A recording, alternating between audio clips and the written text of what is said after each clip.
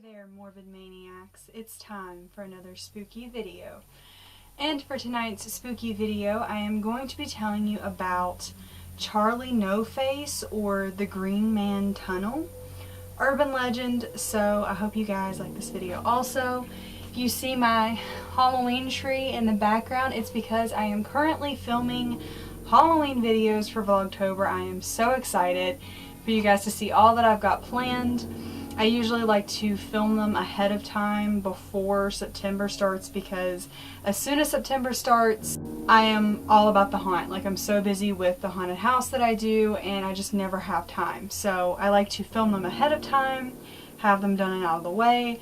But I'm really excited because I'm going to be posting every single day in October. I would like to put a little disclaimer at the very beginning of this video and just state that I am talking about this subject for entertainment purposes only. I am not trying to offend anyone in any way, so please do not take this video seriously. So back in August of 1919, there was an 8-year-old boy named Ray Robinson.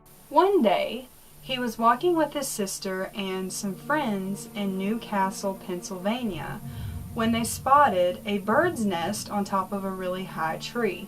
This tree was next to an abandoned trolley trestle. I think I'm saying that right. Ray wanted to get a closer look of this nest to see if there were any birds in it. So he climbed up on top of this tree and accidentally set his hand down on a live wire that had once been connected to the trolley. Almost a year before Ray had touched this wire, there was another young boy who had touched this wire and died 2 weeks after. Ray was severely electrocuted. His lips, nose, and eyes were either gone or just misconstructed. Even his arms were messed up, and one of his hands had been blown off. He had went through a lot of pain, but somehow he had survived. Doctors marveled at the fact that he went through all this pain and yet he was still alive. He knew that he was lucky. Now, here's where the story gets kind of, I don't know, just kind of suspicious. You know how all urban legends sort of have a few different legends to it, like a few different stories as to what could have actually happened? Well, there are two different stories. So, I had heard that Ray did not have much of a life after this accident. Ray had been isolated and kept back from the outside world. Back in those days, the world was a lot different than what it is now, and anyone who was different just wasn't allowed to be out to associate with other people. It was really sad, honestly. Now, I don't know how true this is, but I heard that his family had actually ate separately from him, which I thought was really sad. Like, this is your kid. You know, I don't know how true it was, but this is your kid. You know, like, I would love and support my kid no matter what. And I feel like by separating themselves from him, that was not supporting him. That was not loving him unconditionally.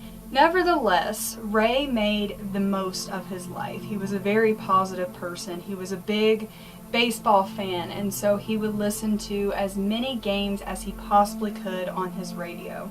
He had even learned how to make wallets and doormats out of old tires to provide some extra money. Now, I really don't know which version of this part is true, but it says that sometime after he ended up moving back in with his mom, or his family had created a small apartment for him in their garage. There were like two different things that I found, so I really don't know which part of the story was true. So he lived there until he eventually got tired of this lonely life that he had been living. He had started walking local highways, always alone and always at night. His appearance had actually startled a lot of people in the neighborhood. A lot of neighborhood parents would tell him to stay away because their children was afraid of him. He was taunted and made fun of for what he looked like, and he did not like this attention at all. But it did not stop him from going on his nightly walks that he always did. Teenagers started calling him Charlie No Face, or the Green Man, and that's actually how that whole nickname got started.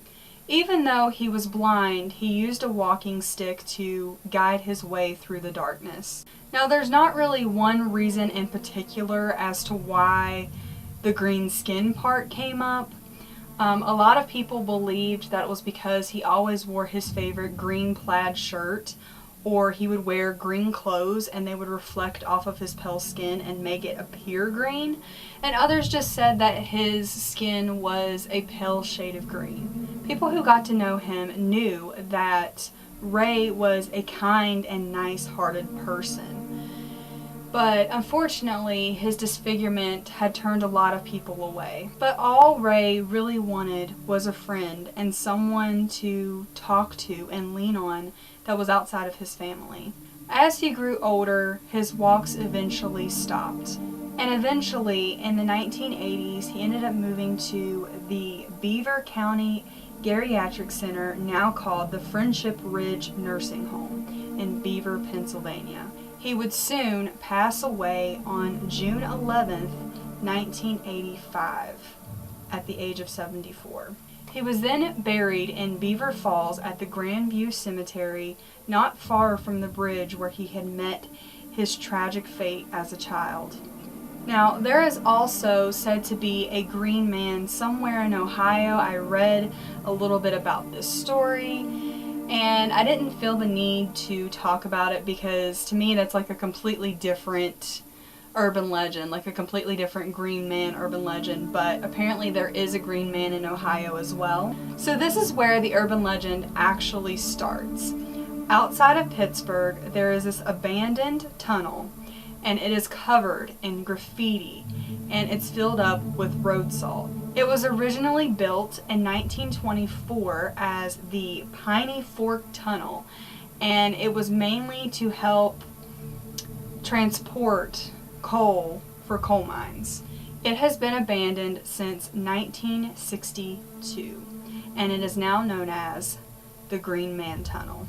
People will often come to this tunnel, turn off their headlights in their car, and call out to the Green Man, or Charlie No Face. It is said that he will appear in the darkness, and if he touches your car, his electrical charge will actually cause your engine to stop, or it will just make it difficult for your car to start. So there was this whole urban legend. What do you guys think of this entire story? Do you believe that it's true? Would you ever go to this tunnel and, call out to Charlie No Face and see if he'll appear? In my personal opinion, I kind of feel bad for him. Like, I don't think that I would be as scared of him as I would be sad. Like, I actually debated whether or not I should actually make this video because I felt bad for him. I feel like this actually happened, like it was a true story. There was a real man involved, but I feel like people kind of made this urban legend up because of the way that he looked, which I feel is very mean. I feel like people bullied him. I don't know, I just feel really bad for him. And I feel like with legends like this, you just really have to think about, like, this person. Like, when people die, it's not like they're not human anymore, like they were once a human just like us. They also had feelings. I don't know, like I would definitely go there and test out the legend and see if it's real, just because this is stuff that I've always been into, but I would be as respectful as possible because I just feel like he lived a very hard life, So there's my opinion. I hope you guys enjoyed this video. If you did, please give me a big ol' thumbs up. Subscribe to my channel if you have not already and become a morbid maniac. And if you are new to my channel, hello, my name is Melanie and I upload creepy videos every Saturday, so be sure to stick around. And I'll also be posting 31 days in October, so yeah, you might want to stick around for that. I've got some cool stuff planned, and I will see you guys in my next video.